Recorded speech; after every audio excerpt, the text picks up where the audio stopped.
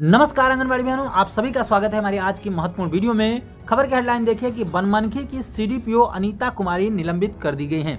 तो किसी भी सीडीपीओ के निलंबन की ये बड़ी खबर है। मैं चाहूंगा कि देश भर की सभी आंगनबाड़ी बहनें इस खबर को जरूर देख लें और जान लें कि किस वजह से यहाँ पर निलंबन हुआ है और क्या आप लोगों के साथ भी इस तरीके के मामले होते हैं। इसकी भी जानकारी आप लोग कमेंट में दे सकते हैं। इस जानकारी को, इस खबर को, इसके साथ जो लेटर दिखाएंगे उस जानकारी को हमारे पास दीपक कुमार जी ने भेजा हुआ है बिहार के पूर्णिया जिले से बनमनखी परियोजना से।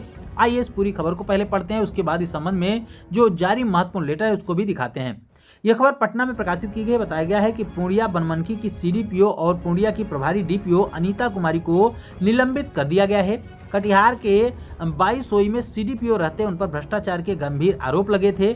उनका भ्रष्टाचार संबंधी ऑडियो भी वायरल हुआ था। समाज कल्याण विभाग की जांच के बाद निलंबन के आदेश जारी किए गए हैं। आंगनबाड़ी केंद्रों पर दिए गए आपूर्ति किए जाने वाले जो पूरक पोषाहार होता है उनकी गड़बड़ी का पूरा आरोप था, उसका मामला था। इसकी ऑडियो भी वायरल हुई थी। इस ऑडियो की जांच वगैरह की गई थी। इसके संबंध में एक लेटर जारी किया गया, देख सकते हैं।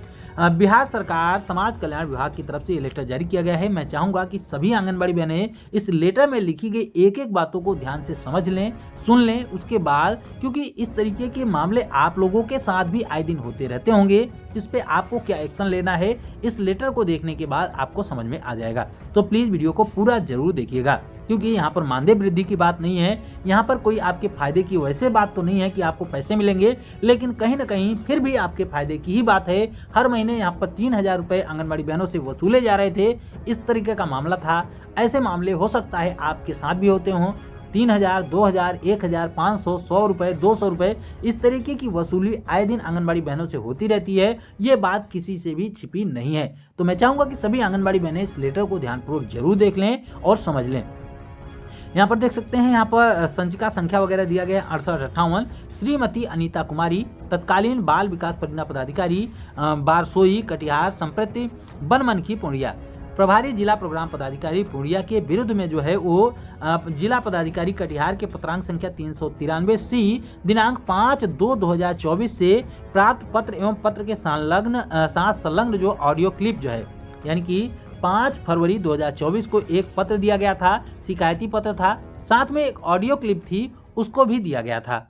इस ऑडियो क्लिप में क्या था देखिए, लिखा गया है कि साथ में जो ऑडियो क्लिप थी उसमें 3,000 रुपए प्रति आंगनबाड़ी केंद्र से वसूली के संबंध में लेन देन की वार्ता थी।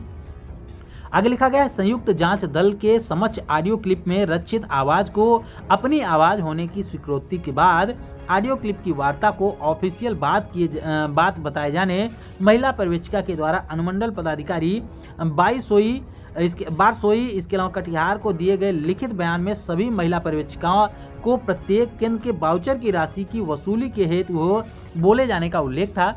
गंभीर भ्रष्टाचार में लिप्त रहने के निजी स्वार्थ पद का दुरुपयोग करने और आदि का आरोप था उस पर। इसके अतिरिक्त इनके विरुद्ध में जो है जिला पदाधिकारी कटिहार की पत्रांक संख्या 732 दिनांक 20/6/2022 के माध्यम से प्राप्त जो है आरोप पत्र में पूरक पोषाहार कार्यक्रम में घोर अनियमितता बरती गई थी।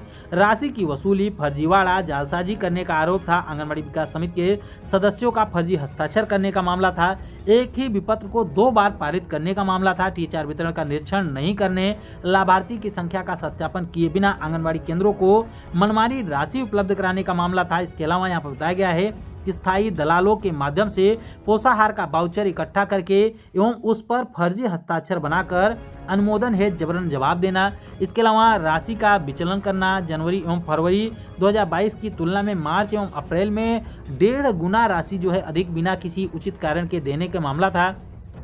इसके अलावा रिश्वत के रूप में अवैध राशि की मांग करने, वित्तीय मामलों में खाली चेक पर हस्ताक्षर करने, वित्तीय मामलों में लापरवाही और उदासीन रहने के उच्चाधिकारियों के आदेश की अवहेलना करने आदि जैसे गंभीर आरोप थे। यानी कि आप समझ पा रहे होंगे कि एक सीडीपीओ के खिलाफ में कितने आरोप थे, कितने मामले चल रहे थे। इन तमाम मामलों की जांच हुई, उसके बाद ये बड़ी कार्रवाई की गई है। यहाँ पर आंगनबाड़ी बहनों के साथ जो सीधा डील था वो ये था कि पोषाहार के नाम पर उनसे पैसे वसूले जाते थे, 3,000 रुपए प्रति केंद्रवार लिए जाते थे। इस तरीके के कई मामले भी थे। आगे लिखा गया है के आलोक में आरोप पत्र गठित करते हुए अनुमोदित आरोप पत्र पर श्रीमती अनीता कुमारी के विभागीय पत्रांक संख्या 4075 दिनांक 29/8/2024 एवं पत्रांक संख्या 4119 दिनांक 2/9/2024 के द्वारा लिखित अभिकथन की मांग की गई।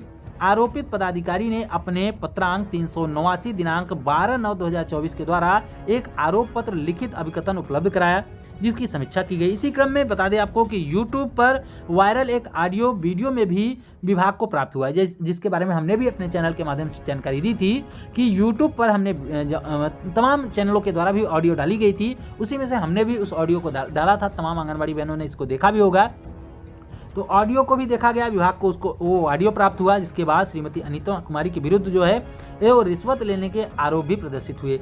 अनुशासनिक प्राधिकार द्वारा श्रीमती अनीता कुमारी के मामले से जुड़े सभी आरोपों की जांच की समीक्षा की गई। समीक्षा के क्रम में पाया गया कि श्रीमती कुमारी के विरुद्ध में प्राप्त जो ऑडियो थी उसकी जांच जिला स्तर पर संयुक्त जांच दल के द्वारा की गई है एवं समिति के द्वारा अपने निष्कर्ष एवं अपने मंतव्य में वायरल जो ऑडियो क्लिप वार्ता है उसके आरोपित जो पदाधिकारी एवं मंजर आलम जो कि सेविका के पति हैं उनके साथ बातचीत हुई थी, उसी की पूरी ऑडियो थी। तो जो सेविका के पति के बीच होने वाले उक्त ऑडियो क्लिप में लेन देन की जो वार्ता हुई थी उसमें 3000 रुपये प्रति केंद्र के रूप में वसूलने की बात हो रही थी।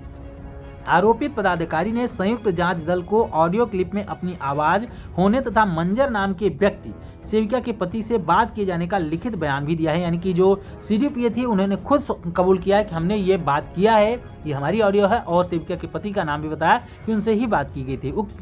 उक्त से जो है वो श्रीमती कुमारी के विरुद्ध जो है घोर अवाचार, घुसखोरी एवं भ्रष्टाचार में संलिप्तता के प्रथम दृष्टया उनको पर्याप्त साक्ष्य मिल गया है, यानी कि पूरे साक्ष्य मिल गए थे, जिसके बाद इनके ऊपर कड़ी कार्रवाई की गई है और यहाँ पर सीधे तौर पर उनको नौकरी से बर्खास्त कर दिया गया है, निलंबित कर दिया गया है।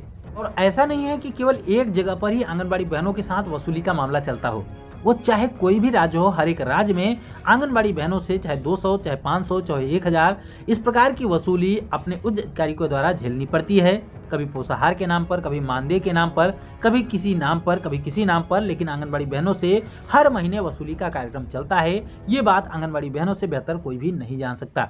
आपको बता दें इसको लेकर बिहार विधानसभा में आवाज भी उठाई गई थी, कई विधायकों के द्वारा इसको चर्चा भी की गई, इस बात पर चर्चा भी की गई थी कि इतने प्रकार की घुसखोरी चल रही है, इसकी जांच होनी चाहिए, लेकिन सरकार की तरफ से इसको शायद गंभीरता से नहीं लिया गया। लेकिन जब ऑडियो वायरल हुई, कई ऑडियो भी वायरल हो चुकी हैं, लेकिन सभी के खिलाफ कार्रवाई भी नहीं हुई है, कई बार कार्रवाइयाँ बीच में रुक गई है, तो यहाँ पर कार्रवाई हुई, यहाँ पर निलंबित कर दिया गया।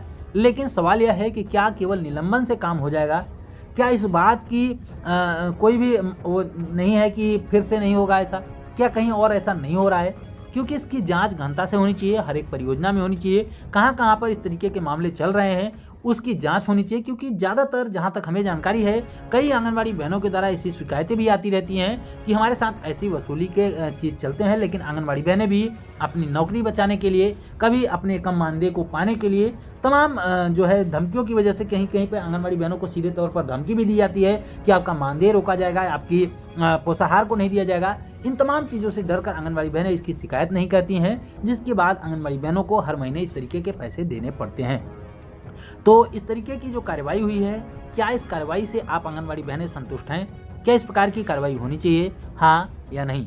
आप अपनी राय कमेंट बॉक्स में जरूर दीजिएगा और हम उम्मीद करते हैं कि आप लोग भी अब इस तरीके की आवाज़ें उठाएंगे। अगर आपके साथ कहीं पर भी गलत होगा तो आप इसकी आवाज़ जरूर उठाएंगे।